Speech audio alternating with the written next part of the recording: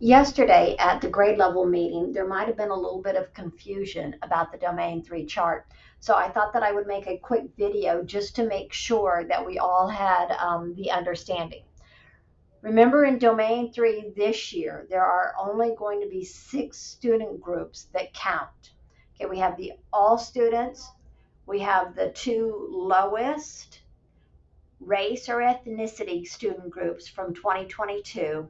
We have our high focus, we have our special ed former, and we have our continuously enrolled. Now, for most of our campuses in middle school and junior high, the 2 lowest were the African American and Hispanic, and that's why I have them on this chart for this video, but I'll make a separate one for Dunbar, which had Hispanic and white, and Lobit, which had African American and 2 plus. Okay, so when we look at this, remember this chart is for our state campus accountability. We will look at all the student groups for our federal accountability, for our ESSA, for those in which we look at for targeted support and additional targeted support. That will go back to all the student groups. But for your campus state accountability, we only look at the 6 student groups. Okay, we look at our all students, and for reading, last year we had 44% that had to score meets or masters. This year we'll have 44. In math, we had 46. This year we'll have 47. Our African American stayed about the same.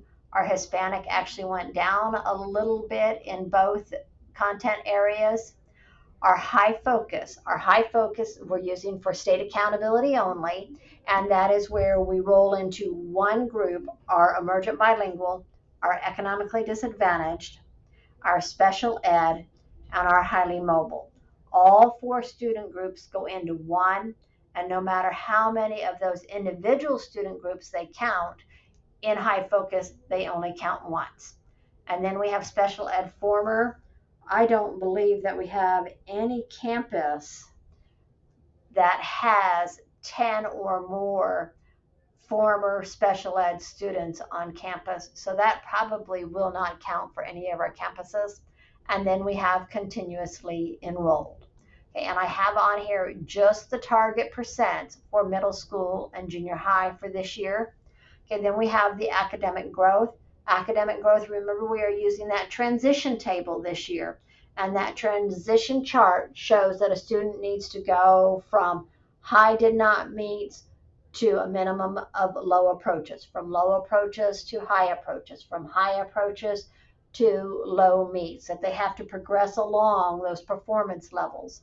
And so those numbers we have for 2022, we had to have 66% of our reading tests show growth. This year we have to have 69. In math, we had to have 71. This year we only have to have 66. So our math scores, our math targets came down a little bit for our middle school and junior highs. However, our reading stayed right about the same. Okay, remember special ed former, even though that increased, we probably will not have enough students for that to count as a column for us. Okay, your student success achievement domain, that is where we put into one big pot all your grade levels, your math, your reading, your science, your social studies, and that's where we look at, you get 1/3 of a point for approaches, 2/3 of a point for meets, and 1 full point for masters.